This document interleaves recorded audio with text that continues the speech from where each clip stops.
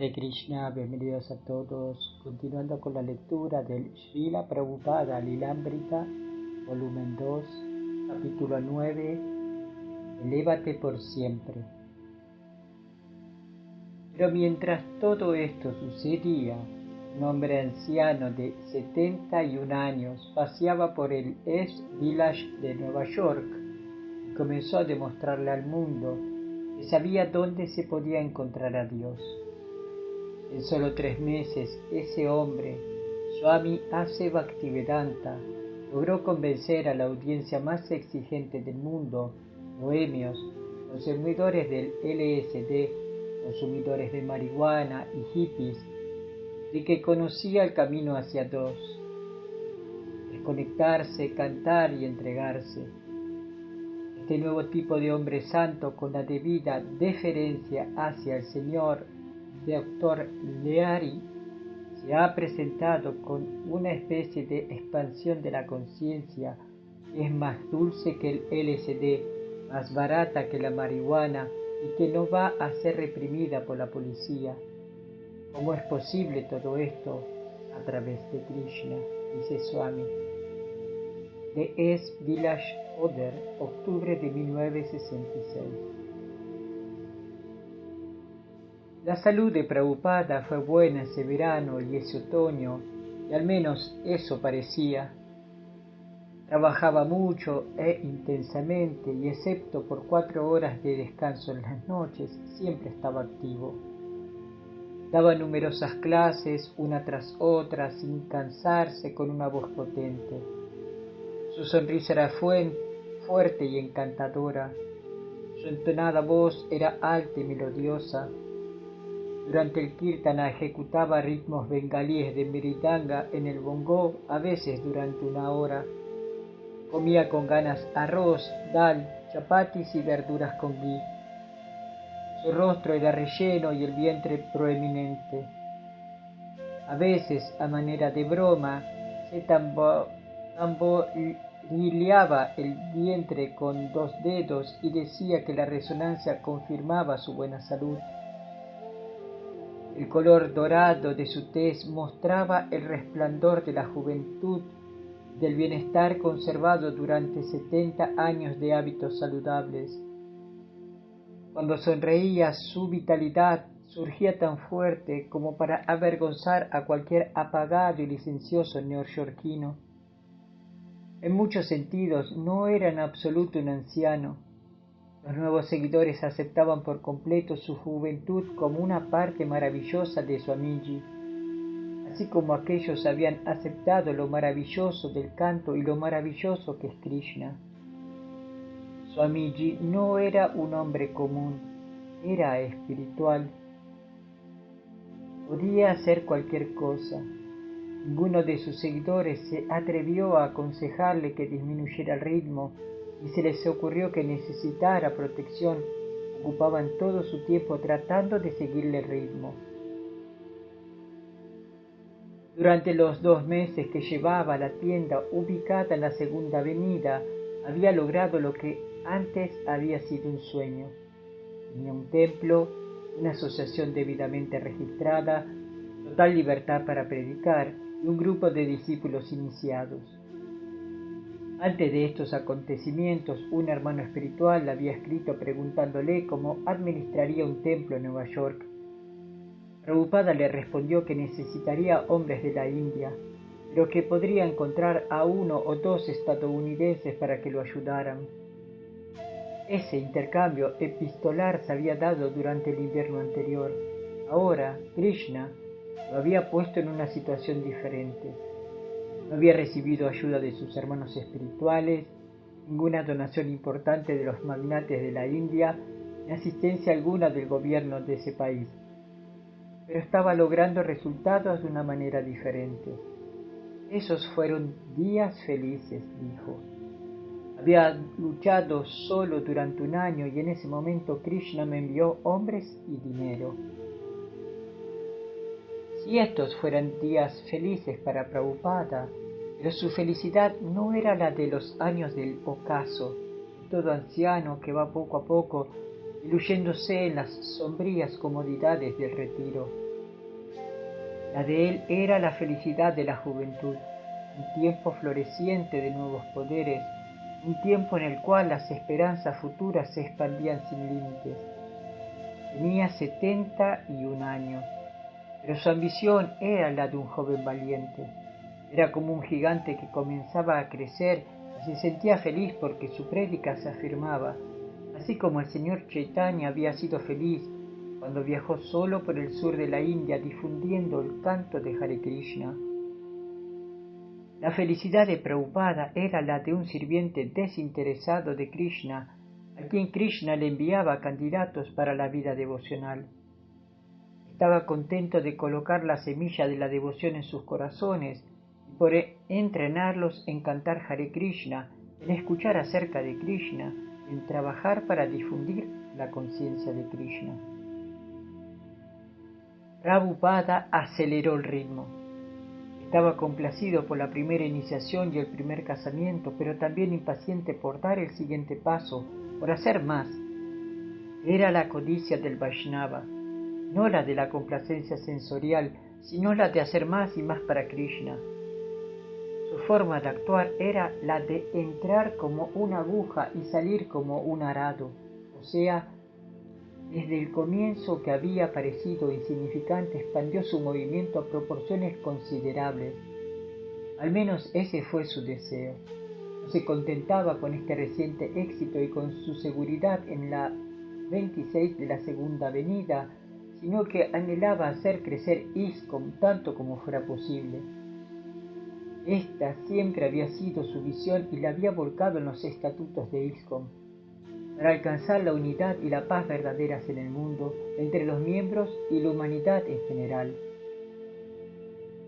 Swamiji reunió a su grupo. Sabía que una vez que ellos lo probaran, les encantaría. Pero tal cosa solo sucedería si personalmente iba con ellos. Washington Square Park estaba a menos de 800 metros de distancia, tal vez un poco más. Ravindra Swarupa recuerda: nunca mantuvo en secreto lo que hacía. Solía decir: quiero que todos sepan lo que hacemos. Llegó el día D, momento en el que él anunció: vamos a ir a cantar al Washington Square Park. Todos estábamos asustados. Uno no va a un parque y canta así como así. Parecía una cosa rara de hacer, pero nos dio confianza en nosotros mismos cuando dijo: no tengan miedo. Cuando comiencen a cantar, Krishna los ayudará. Así que fuimos caminando sin ganas hacia el Washington Square Park. Estábamos muy molestos por tener que hacerlo. Hasta ese momento no nos habíamos expuesto. Estaba molesto y sabía que varios más también lo estaban, por tener que mostrarnos en público. Prabhupada iba a la cabeza del grupo. Esa hermosa mañana de sábado todos caminaron desde la Segunda Avenida hasta Washington Square, en el centro del Greenwich Village. Su aspecto mismo causaba sensación al ir por la calle. Ninguno de los muchachos tenía la cabeza rapada ni usaba túnicas, pero debido a Swamiji, con sus túnicas color azafrán, sus zapatos blancos puntiagudos y su erguida cabeza afeitada, la gente se sorprendía. No era como cuando él salía solo. Eso no generaba más que una ocasional segunda mirada. Pero hoy, con un grupo de hombres jóvenes que se apresuraba para seguirlo y no rezagarse mientras encabezaba la columna por las calles de la ciudad, evidentemente a punto de hacer algo, causó revuelo. Se oyeron insultos de parte de unos niños y de muchachones, mientras que otros se reían y hacían ruidos. Un año atrás, en Butler, los Agarwal habían estado seguros de que Prabhupada no había ido a los Estados Unidos para tener seguidores. No quiere causar ningún revuelo, había pensado Sally, pero en ese momento estaba causando revuelo al caminar por las calles de la ciudad de Nueva York, encabezando el primer canto público del Mahamantra en Estados Unidos, seguido por sus propios discípulos. En el parque había cientos de personas dando vueltas, gente con estilo y decadentes habitantes del Greenwich Village, visitantes de otros municipios, turistas de otros estados y de otros países. En resumen, una amalgama de caras, nacionalidades, edades e intereses. Como siempre, alguien tocaba la guitarra en la fuente, había muchachas y muchachos sentados, besándose, otros arrojaban frisbees, había quienes tocaban tambores, flautas u otros instrumentos, y no faltaban los que paseaban a sus perros, hablaban y observaban todo mientras daban vueltas. Era un día típico en el village. Prabhupada fue en busca de un pequeño lugar con césped donde mucha gente estaba descansando, a pesar de que un pequeño cartel decía no pisar el césped. Se sentó y uno por uno de sus seguidores se fueron sentando a su lado. Sacó sus símbolos de bronce, cantó el Mahamantra y sus discípulos respondieron. Al comienzo con timidez, luego más fuerte. No fue tan embarazoso como pensaron que sería. Jagannatha rememora. Fue algo maravilloso. Swamiji me hizo pasar por una experiencia maravillosa porque me ayudó a abrirme y superar cierta timidez. Fue la primera vez que canté en medio de todo. Un grupo de curiosos se reunió para mirar, aunque nadie se les unió.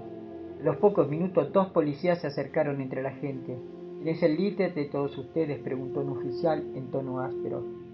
Los muchachos miraron hacia Prabhupada. ¿No vio el cartel?, preguntó un oficial. Swamiji frunció el ceño y dirigió su mirada hacia el cartel. Se puso de pie y caminó hacia el cemento, que estaba demasiado caliente, y se sentó allí. Sus discípulos lo siguieron en desorden y se dispusieron a su alrededor. Prabhupada continuó cantando durante media hora y la gente se quedaba escuchando. Nunca un gurú en Estados Unidos había salido por las calles a cantar los nombres de Dios. Después del Kirtana pidió un ejemplar del Srimad Bhagavatam e hizo que Hayagriva leyera desde el prefacio. Pronunciando con claridad, Hayagriva leyó: la disparidad en la sociedad humana se debe a la carencia de principios que impera en una civilización atea. Existe Dios o el Todopoderoso, de quien emana todo, quien mantiene todo y en quien se funde todo para reposar. La gente estaba tranquila. Pues Swami y sus seguidores regresaron caminando a la tienda sintiéndose eufóricos y victoriosos. Habían quebrado el silencio estadounidense. Allen Ginsberg vivía cerca en la calle 10 Este. Un día recibió una curiosa invitación por correo. Practique la vibración sonora trascendental Hare Krishna, Krishna Krishna, Hare Hare, Hare Rama, Rama Rama, Hare Hare. Este canto limpiará la suciedad del espejo de la mente. Asociación Internacional para la Conciencia de Krishna, reuniones a las 7 a.m. todos los días, lunes, miércoles y viernes a las 7 p.m. Están cordialmente invitados a venir y traer a sus amigos. Swamiji les había pedido a los muchachos que las distribuyeran por el vecindario. Una noche, un poco después de recibir la invitación, Allen Ginsberg y su compañero de habitación, Peter Romlovsky, llegaron a la tienda en una combi Volkswagen. Allen había sido cautivado por el mantra Hare Krishna varios años antes, cuando tuvo su primer encuentro con él en el festival de Kumbh Mela en Allahabad, India, y había estado cantándolo a menudo desde entonces. Los devotos quedaron impresionados al ver que el famoso autor de How y figura líder de la generación Beats entraba a la humilde tienda.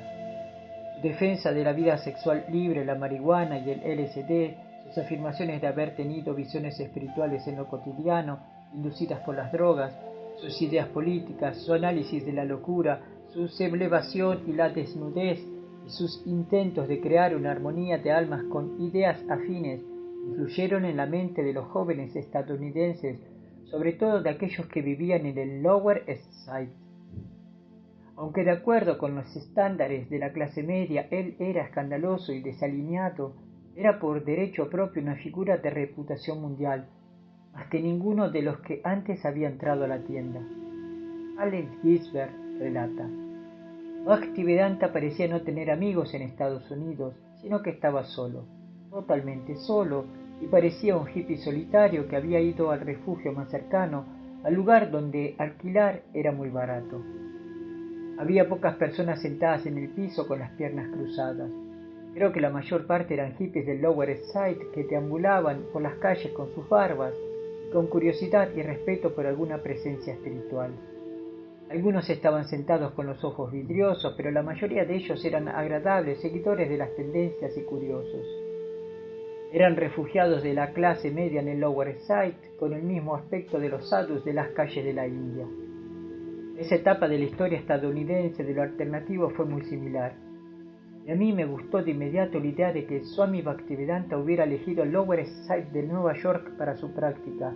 Había ido a lo más bajo de lo más bajo, a un lugar que era más parecido a las aceras de Calcuta que ningún otro lugar. Alan y Peter habían ido para el Kirtana, pero no era la hora. Prabhupada aún no había bajado. Le llevaron un nuevo armonio a los devotos.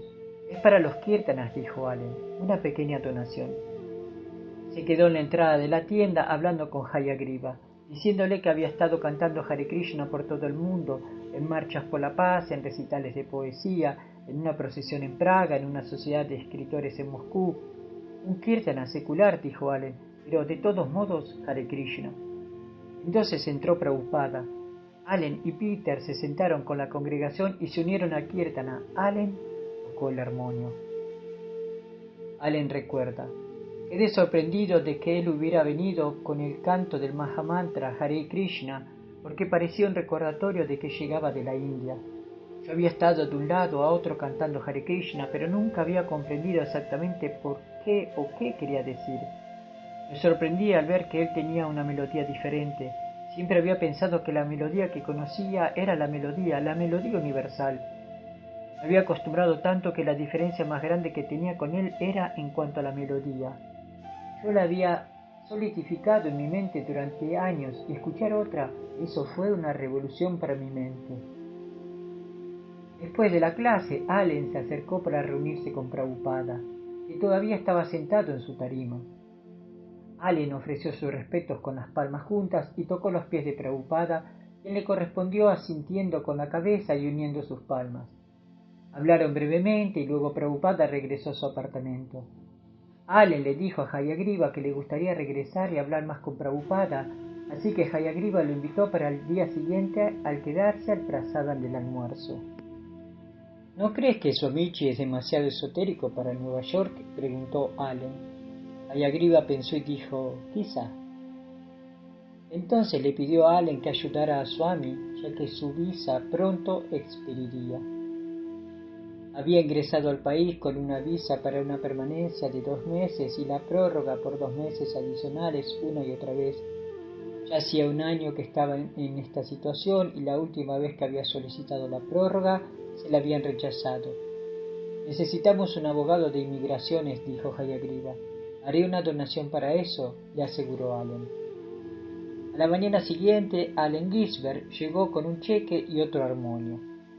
En el departamento de Prabhupada le mostró la melodía con la que siempre había cantado Hare Krishna y entonces él y Prabhupada conversaron. Allen recuerda: sentí un poco de vergüenza porque no sabía de dónde venía él. Tenía ese armonio que quería donar y un poco de dinero. Pensé que era maravilloso que él estuviera aquí para explicar qué era el mantra Hare Krishna. En cierto sentido, eso justificaba mi canto. Yo sabía lo que estaba haciendo, pero no tenía ninguna formación teológica que me respondiera a ciertas preguntas, y aquí había alguien que sí la tenía. Así que pensé que era absolutamente grandioso. A partir de entonces podía salir cantando Hare Krishna, y si alguien quería saber de qué se trataba, podía enviarlos a ver a Swami Bhaktivedanta para que lo descubrieran. Si alguien quería conocer las complejidades técnicas y la auténtica versión del Vaishnavismo, podría dirigirlos a él. Me explicó acerca de su propio maestro y también del señor Chaitanya y de la línea de sucesión discipular. Su cabeza estaba llena de muchas cosas, entre ellas lo que estaba haciendo. Estaba trabajando en sus traducciones, siempre parecía estar sentado allí día tras día y noche tras noche, y creo que tenía 1 o 2 personas que lo ayudaban. Prabhupada fue muy cordial con Allen, citando un pasaje del Bhagavad Gita donde Krishna dice que cualquier cosa que haga un gran hombre, otros lo seguirán. Le pidió a Allen que continuara cantando Hare Krishna en toda oportunidad, para que otros siguieran su ejemplo. Habló acerca del primer movimiento de desobediencia civil que el señor Chaitanya organizó en la India, liderando una marcha de protesta de Sankirtan en contra del gobernador musulmán. Allen estaba fascinado. Disfrutó hablando con Swami. Pero tenían sus diferencias. Cuando Allen expresó su admiración por un muy conocido hombre santo bengalí, Prabhupada dijo que ese santo era falso. Allen quedó consternado. Nunca había oído que un Swami cuestionara severamente la práctica de otro. Prabhupada explicó, basándose en la evidencia védica, el razonamiento que subyacía a su crítica, y Allen admitió que en su inocencia había pensado que todos los hombres santos lo eran en un 100%. En ese punto decidió que no debía aceptar a un sadhu, incluyendo a Prabhupada con fe ciega. Decidió ver también a Prabhupada bajo una luz más severa y crítica. Allen recuerda: yo tenía una actitud muy supersticiosa de respeto, que probablemente era fruto de una mentalidad necia. Por eso la enseñanza de Swami Bhaktivedanta fue muy buena para que la cuestionase. También hizo que lo cuestionara a él y que evaluara si realmente era lo que él debía hacer. Allen describió una visión divina que había tenido. En ella William Blake se le había aparecido en sonido. Allí había comprendido la unidad de todas las cosas. Un sadhu de Vrindavan le había dicho que eso quería decir que William Blake era su guru, pero para Prabhupada eso no tenía sentido. Allen rememora: lo principal, más allá de nuestras diferencias, era el aroma de dulzura que él tenía, una dulzura personal y desinteresada, como de devoción completa. Y eso fue lo que siempre me conquistó, cualesquiera fueran las preguntas intelectuales o dudas que tuviera o incluso opiniones cínicas del ego. En su presencia había una especie de encanto personal que venía de la dedicación y que vencía todos nuestros conflictos. Aunque no acordara, siempre me gustaba estar con él.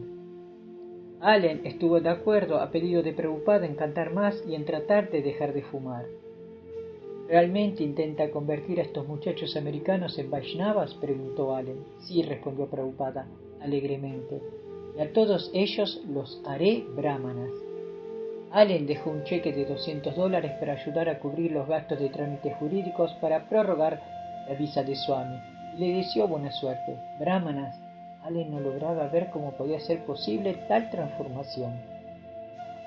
23 de septiembre. Era Radhastami, el día de la aparición de Srimati Radharani, la consorte eterna del Señor Krishna. Prabhupada celebró su segunda ceremonia de iniciación.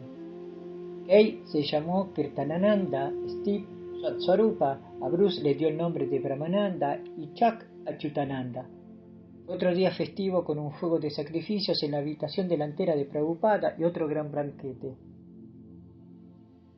Prabhupada vivía entre la cultura de la droga en un vecindario donde la gente joven intentaba casi con desesperación cambiar su conciencia, ya fuera mediante drogas o por algún otro medio, lo que estuviera disponible. Prabhupada les aseguró que con el canto del Maha Mantra Hare Krishna podían alcanzar fácilmente esa deseada conciencia más elevada. Era inevitable que al explicar la conciencia de Krishna hiciera alusión a la experiencia con drogas, incluso si solo era para mostrar que eran caminos opuestos. Prabhupada ya estaba familiarizado con los sadhus de la India que consumían ganja y hashish con el pretexto de ayudar sus meditaciones. E incluso antes de que partiera de la India, los turistas hippies se habían vuelto algo familiar en las calles de Delhi. A los hippies les gustaba la India debido a la mística cultural y por el fácil acceso a las drogas. Se encontraban con hippies hindúes quienes les aseguraban que consumir hashish era espiritual y luego, cuando regresaban a Estados Unidos, perpetuaban sus conceptos erróneos sobre la cultura espiritual hindú. Era el estilo de vida. Las bocas de expendio locales tenían una línea completa de artículos: marihuana, LSD, peyote, cocaína y drogas duras como heroína, y los barbitúricos se compraban con facilidad en las calles y en los parques. Los periódicos clandestinos publicaban importantes noticias sobre el mundo de la droga, mostraban un personaje de historieta llamado Capitán Hyde y publicaban crucigramas que solo los experimentados adeptos a las drogas podían responder. Prabhupada tuvo que enseñar que la conciencia de Krishna estaba más allá del venerado viaje del LSD. ¿Piensan que consumir LSD puede producir éxtasis y una conciencia más elevada?, le preguntó una vez a su audiencia de la tienda. Entonces imagínense una habitación llena de LSD. La conciencia de Krishna es así. Todo el tiempo venía gente que le preguntaba a los discípulos de Swamiji, ¿elevas con esto? Y los devotos respondían, claro que sí, puedes elevarte solo por cantar. ¿Por qué no lo pruebas? Greg Sharf, el hermano de Brahmananda, no había probado el LSD, pero quería una conciencia más elevada, así que decidió probar el canto. Greg recuerda, tenía 18 años. Todos los de la tienda habían probado el LSD y pensé que quizá debía probarlo también porque quería sentirme parte del grupo. Así que le pregunté a Umapati, ¿piensas que debería probar el LSD? ¿Por qué no sé de qué hablan ustedes? Él dijo que no. Que Swamiji dijo que no necesitaba el LSD. Nunca lo tomé, así que supongo que estuvo bien. Hayagriva respondió, ¿ha escuchado alguna vez acerca del LSD?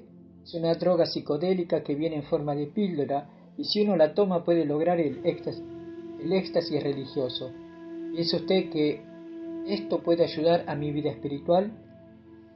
La respuesta de Prabhupada. No necesitas tomar nada para tu vida espiritual ya está aquí.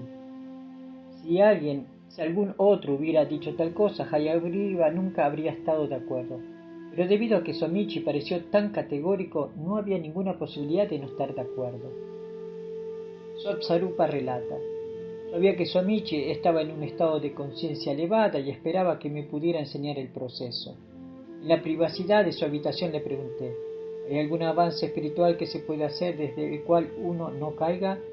Gracias a su respuesta, sí, me convencí de que mis intentos de ser espiritual con LSD, de los cuales caía cada vez, podían reemplazarse con una vida espiritual plena, como la que tenía Swamiji. Me di cuenta de que él estaba convencido, por lo tanto yo me sentí convencido. Greg recuerda, el LSD era algo así como la droga espiritual de la época y Swamiji fue el único que se atrevió a hablar en contra, diciendo que era una tontería. Creo que fue la primera batalla que tuvo que dar al promover su movimiento en el Lower East Side. Incluso aquellos que venían regularmente a la tienda pensaban que el LSD era bueno. Probablemente los experimentos más famosos con LSD en aquellos días fueron hechos por Timothy Leary y Richard Alpert, instructores de psicología de Harvard, que estudiaron los efectos de la droga. Publicaron sus descubrimientos en periódicos profesionales y recomendaban el uso de LSD para la autorrealización. Después de haber sido despedido de Harvard, Timothy Leary se convirtió en un sacerdote nacional del LSD y por algún tiempo dirigió una comunidad de LSD en Millbrook, Nueva York. Cuando los miembros de la comunidad Millbrook oyeron acerca de ese Swami del Lower East Side que dirigía a sus seguidores en un canto mediante el cual uno se elevaba, comenzaron a visitar la tienda. Una noche un grupo de unos 10 hippies de Millbrook llegó al Kirtan en Swamiji. Todos cantaron, no tanto adorando a Krishna, sino para ver qué clase de elevación podía producir el canto. Y después de la clase, un líder de Millbrook preguntó acerca de las drogas. Prabhupada contestó que las drogas no eran necesarias para la vida espiritual, que no podían producir conciencia espiritual y que todas las visiones religiosas inducidas por las drogas no eran más que alucinaciones. Comprender a Dios no era tan fácil o barato como para que uno lo lograra tomando una píldora o fumando. Cantar Hare Krishna, explicó, era un proceso purificatorio para descubrir la conciencia pura. Consumir drogas incrementaría la confusión e impediría la autorrealización. ¿Pero ha probado alguna vez el LSD? La pregunta se convirtió en desafío. No, respondió Prabhupada. Nunca he consumido ninguna de esas cosas, ni siquiera cigarrillos o té. Si usted no lo ha probado, entonces ¿cómo puede decir que es? Los miembros del Millbrook se miraron sonriendo. 2 o 3 incluso soltaron una carcajada e hicieron un chasquido con los dedos, pensando que habían hackeado a Swami. Yo no he tomado, contestó Prabhupada majestuosamente desde su tarima, pero mis discípulos han tomado todas esas cosas, marihuana, LSD muchas veces y las han dejado todas. Pueden preguntarles, Hayagriva, ¿por qué no les dices? Hayagriva se sentó erguido y habló en voz muy fuerte. Por mucho que te eleves con LSD, terminas alcanzando un pico y bajas. Es como viajar al espacio exterior en una nave espacial, dio uno de los conocidos ejemplos de Swamiji. Una nave espacial puede viajar muy lejos de la Tierra por miles de kilómetros día tras día, pero no puede continuar viajando y viajando. En algún momento tiene que aterrizar. Con el LSD experimentamos la subida, pero siempre hay que descender. Eso no es conciencia espiritual. Cuando de verdad logras conciencia espiritual, la conciencia de Krishna, te mantienes arriba. Debido a que llegas a Krishna, no tienes que descender. Puedes quedarte arriba para siempre. Prabhupada estaba sentado en su habitación trasera con Hayagriva, Umapati y otros discípulos. La reunión nocturna recién había terminado y los visitantes del Miprok se habían ido. La conciencia de Krishna es muy agradable, Swamiji, dijo Umapati. Uno se eleva más y más y no desciende. Sí, así es, Prabhupada sonrió. No bajes más, dijo Umapati sonriendo. Los otros también comenzaron a reír. Algunos aplaudieron repitiendo, no bajes más. La conversación inspiró a Hayagriva y a Umapati a redactar un nuevo volante. Elévate para siempre. No más bajadas, practica la conciencia de Krishna. Expande tu conciencia mediante la práctica de la vibración sonora trascendental. Hare Krishna, Krishna Krishna, Hare Hare, Hare Rama, Rama Rama, Hare Hare. En el volante se ensalzaba la conciencia de Krishna por encima de cualquier otra cosa. Allí se incluían frases como termina con la depresión y enciéndete, y hablaba en contra de emplear métodos de autorrealización y de conciencia expandida inducidos artificialmente. Algunos objetaron por los volantes, se oponían mucho a la mentalidad hippie, pero Prabhupada dijo que estaban bien. Greg recuerda, cuando esos adictos del Lower East Side vinieron y conversaron con Swamiji, él fue muy paciente con ellos. Les habló sobre una filosofía que ellos nunca habían escuchado. La gente que toma LSD se vuelve hacia sí misma y no escucha de manera apropiada lo que otros tienen que decirles. Así fue como Swamiji expuso argumentos muy específicos, pero ellos no lo entendían y tenía que explicar lo mismo otra vez. Fue muy paciente con esa gente, pero no cedería ante la afirmación de que el LSD era una ayuda espiritual genuina para la autorrealización. Srila Prabhupada Ki Jai, Hari Bol.